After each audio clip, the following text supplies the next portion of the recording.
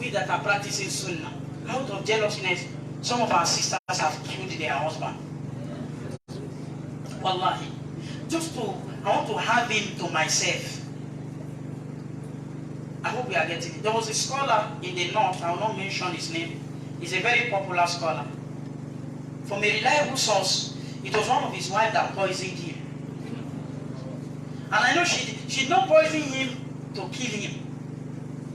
May Allah have mercy upon that scholar.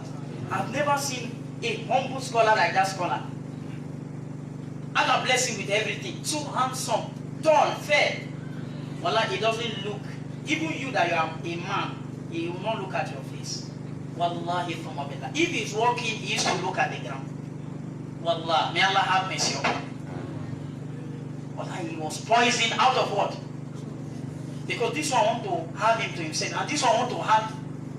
Sometimes they will even, out of jealousness, they will turn the husband to mumu. You know when sin is too much on a man, well, you don't know what he's doing.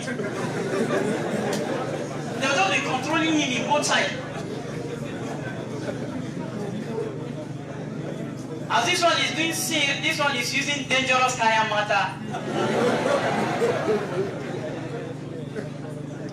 So this kind of jealousness is haram. And also any jealousness that will lead you to hasad, that is what? Envy. You know, it is some jealousness that you metamorphose to where? Envy. If you check Jawahir al-Lu'iyya, fi Shari al-Bayin Haditha, of one scholar, Muhammad ibn Abdullah al-Jardani, is a Sufi. He brought the story of a minister to a king. You know, there is this man that the king loved. The name of the king is Al-Mu'tasim. He loved this man so much. So this minister then became what? Jealous. Say, if I leave this guy, he'll carry my chance. You understand? He became jealous. And from that jealousness, he became what? Envious of that man. And do you know what happened? He went to meet the king. He said, well, like this man has been parading, in the village that your mouth is smelling. Allah, this after is in Jawahir al-Lu'iyya fi Shari al-Bayin Haditha, Muhammad ibn Abdullah al-Jardani. He told the king that your mouth, he said, this man whom the king loved so much, said the man said his mouth is smelling. He said the man said the mouth of the king is smelling. The king said, subhanallah. He said, my own mouth is smelling. No problem. Bring him here. Before he brought him to the king, you know what he did? He took him home and gave garlic to eat. Do you understand? When he gave him garlic, he then told him that the king does not like the odor of what? Of garlic. Is he set up?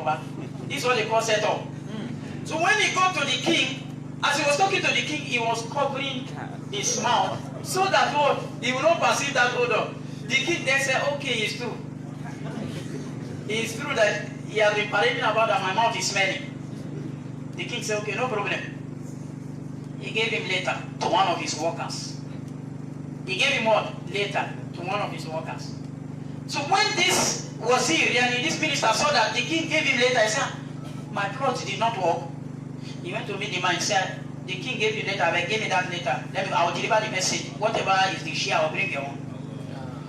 He does not know that in that letter, the king said, the bearer of this letter, when he comes, well, I chop off his neck and bring the neck, chop off his head and bring the head, the head to me. When he got there, he gave them the letter and they opened. And so they caught him. He said, he said, no, well, this letter is not from you. No name was actually written. And all of a sudden, they chop off his neck and brought it to the king. The king was surprised.